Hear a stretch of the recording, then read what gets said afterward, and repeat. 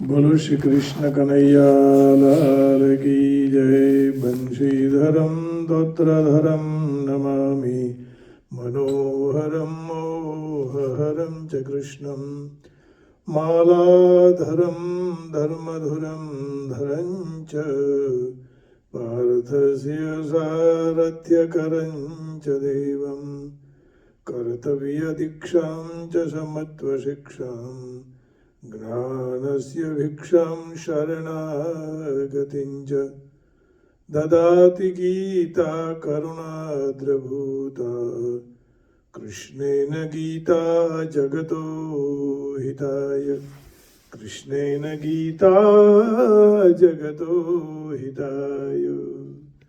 श्रीमद् भगवद गीता जी रहस्यम अध्याय 2 श्लोक 46। यावानर्ध उदपाने सर्वतः संप्लुतोदके तावान् सर्वेषु वेदेषु ब्राह्मणस्य विजानतः। बद्धी तरफ थी माने सब ओर से परिपूर्ण जलाशय के प्राप्त हो जाने पर छोटे जलाशय में मनुष्य का जितना प्रयोजन रहता है, ब्रह्म को तत्व से जानने वाले ब्राह्मण का समस्त वेदों में उतना ही प्रयोजन रह जाता है। એટલે કે જે બધી તરફથી પરિપૂર્ણ જલાશય પ્રાપ્ત થઈ જાય પછી નાનું એટલે સાઈઝમાં નાનું હોય એવું જલાશયમાં મનુષ્યને જેટલું પ્રયોજન રહે એટલું બ્રહ્મ તત્વને જાણવાવાળા બ્રાહ્મણને સમસ્ત વેદોમાં એટલું જ પ્રયોજન રહે। મોટું જળાશય મળે પછી નાના જલાશયની કોઈ જરૂર નહીં। એમ બ્રહ્મ તત્વ મળી જાય, ब्रह्म तत्व ने जानी जाए पछी वेदों में कोई आवश्यकता नहीं, वेदों की कोई आवश्यकता नहीं, ब्रह्म तत्व की प्राप्ति थी गया पछी। तो इस श्लोक में जलाशय के दृष्टांत से क्या बात कही गई है? इस श्लोक में जलाशय का दृष्टांत देकर भगवान ने ज्ञानी महात्माओं की आत्यंतिक तृप्ति का वर्णन किया है। अभिप्राय यह है कि जिस मनुष्य को अमृत के समान स्वादु और गुणाकारी अथाह जल से भरा हुआ जलाशय मिल जाता है, उसको जैसे जल के लिए वापी, कूप, तड़ाग आदि छोटे छोटे जलाशयों से कोई प्रयोजन नहीं रहता, उसकी जल विषयक सारी आवश्यकताएं पूर्ण हो जाती है।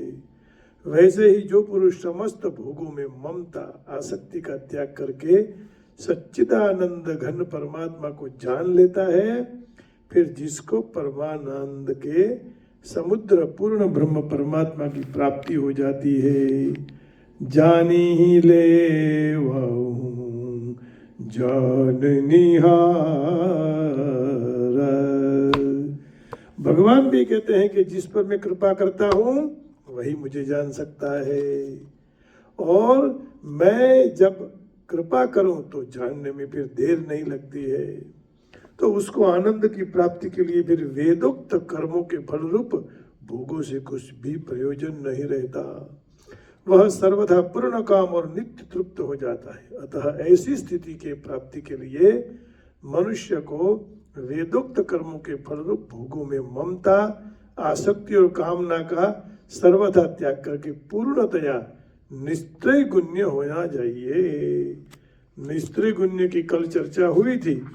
निस्त्री गुण्य माने साधनभूत परलोक के समस्त भोगों में, उनके साधनभूत समस्त कर्मों में ममता, आसक्ति और कामना से सर्वथा रहित हो जाना ही निस्त्रय गुण्य कहा है। तो यहाँ भी त्याग करके निस्त्रय गुण्य हो जाना, निस्त्रय गुण्य हो जाना। अब प्रश्न कहा है, सब ओर से परिपूर्ण जलाशय में मनुष्य को जितने जल का प्रयोजन होता है उतना ही जल वह ले लेता है। उसी प्रकार ब्रह्म को जानने वाले ज्ञानी पुरुष अपने प्रयोजन के अनुसार वेदों के अंश को ले लेता है। माने पूरा वेद को नहीं जानना है, वो जो पहले मैंने कह दिया वो ठीक नहीं है। माने वेदों की जरूरत तो है, उसके अंश में ले लो, इसमें ऐसा अर्थ मानने में क्या आपत्ति है? कोई आपत्ति नहीं, सही बात है। तो वेद को ही नहीं चाहिए या तो समस्त वेदों में उतना ही प्रयोजन रह जाता है, माने फिर उस वेदों की कोई कीमत नहीं, मूल्य नहीं, ये अर्थ नहीं लेना है। यदि उस प्रयोजन के अनुसार वेदों के अंश को ले लेता है कुछ, तो वह अर्थ मानने में क्या आपत्ति है, वो अच्छी बात है। तो उत्तर ऐसा अर्थ भी बन सकता है, इसमें कोई हानि की बात नहीं है, किंतु उपरयुक्त अर्थ का भाव और भी सुंदर है, क्योंकि ब्रह्म को प्राप्त हुए ज्ञानी पुरुष का संसार में कोई भी प्रयोजन नहीं रहता। अब ये अर्थ भी ठीक है कि एक बार ब्रह्म तत्व मिल गया फिर उसके और कोई जरूरत रहती नहीं है, इसलिए वेदों का अर्थ, फिर वेदों की जरूरत नहीं है जब ब्रह्म ही मिल गया, क्योंकि जो ब्रह्म ने ही वेद गाए हैं अपने मुख से वही हृदय में मिल गए, फिर वेदों की जरूरत क्या रहती है। तो कहते हैं ना, ब्रह्मार्पणम ब्रह्म हविर ब्रह्माग्नो ब्रह्मणाहुतम ब्रह्मैव तेन गंतव्यम ब्रह्म कर्म समाधिना। तो इस श्लोक का यही भाव समर्पित करके अब आगे कल तो नहीं हो पाएगा, परसों सोमवार को कर्मण्येवाधिकारस्ते मां फलेषु कदाचन मां कर्म फल हेतुर्भुर्माते संगोष्ठ कर्मणि। इसकी बहुत बड़ी लंबी चर्चा है, तो शायद प्रयत्न करेंगे कि पूरी चर्चा हम कर पाएं, लेकिन आज का सत्संग मां उमिया के चरण कमल में समर्पित करते हुए, मां अंबिका के चरण कमल में समर्पित करते हुए वाणी को विराम देते पहले एक भजन मां के चरण में समर्पित कर दे। बाही श्रावणी प्रसन्न हो जाए, मां उमिया भी प्रसन्न रहे।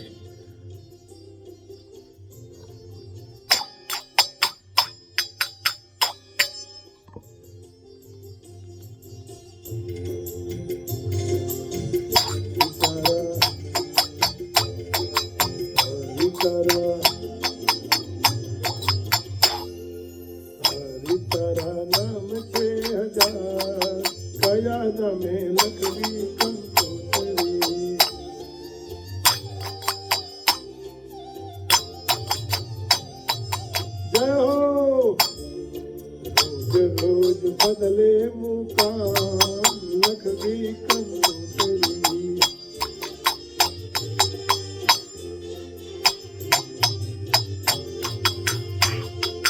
हरि तरह नाम 6000 कया नामे लखवी कंकोतरी।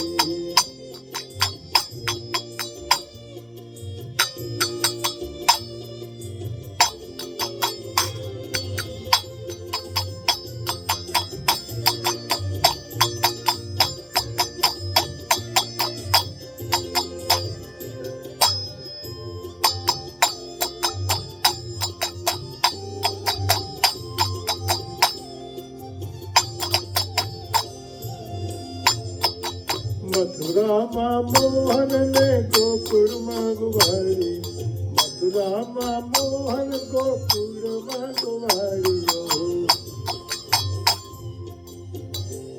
मथुरा मां मोहन ने गोकुल गुवारी, मथुरा मां मोहन गोकुल मां गुवारी।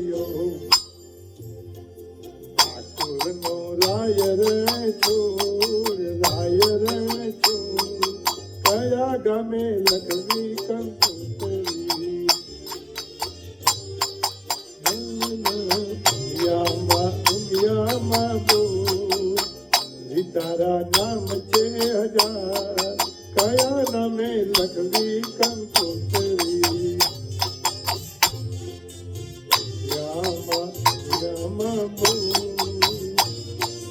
उमिया बोल।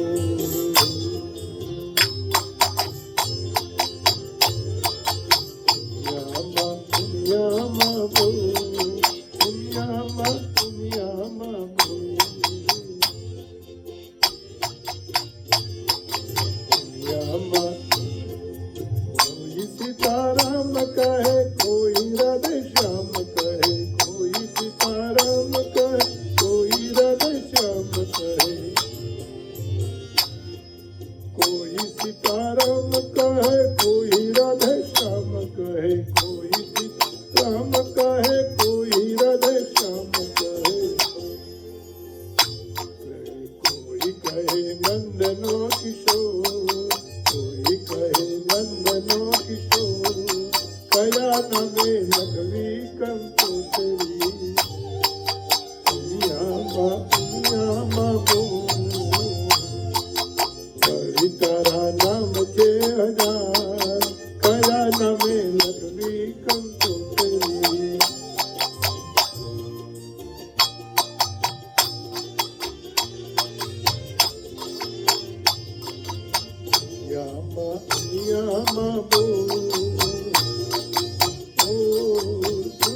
ઉમિયા ઉમિયા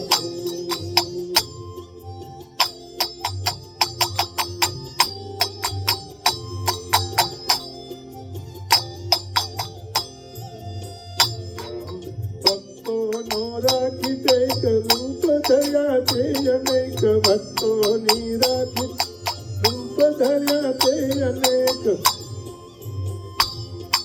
ભક્તોની રાખી તે રૂપ ધર્યા તે અનેક ભક્તોની રાખી તે રૂપ તે અનેક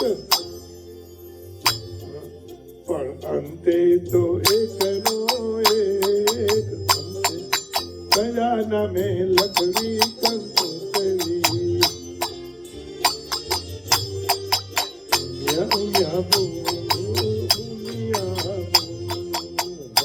તારા નામ છે હજાર કયા નામે લખવી કંકોતરી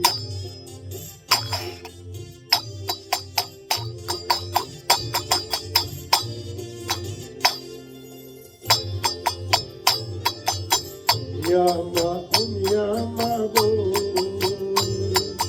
નામ એ અણમોલ છે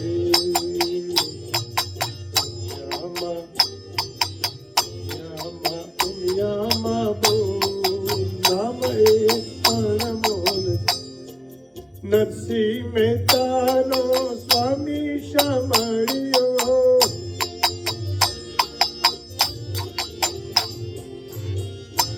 નરસિંહ મહેતાનો સ્વામી શામળિયો નરસિંહ મહેતાનો સ્વામી શામળિયો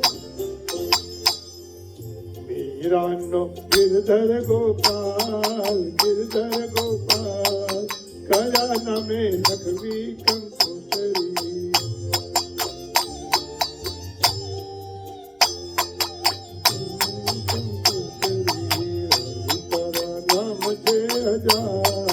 કયા નામે લખવી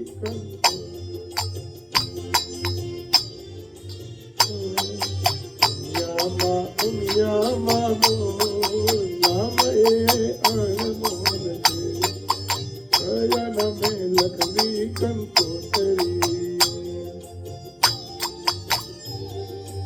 ઉમિયામાં नाम ए अनमोल छे। आप सबके हृदय में बैठी हुई माँ उमिया माँ को माँ बाहिसरा वाली जगदम्बिका को प्रणाम करके वाणी को विराम देता हूँ। जय श्री कृष्ण, हरिओम, राधे राधे, जय योगेश्वर, जय गीता मैया, जय हो प्रभु, जय हो।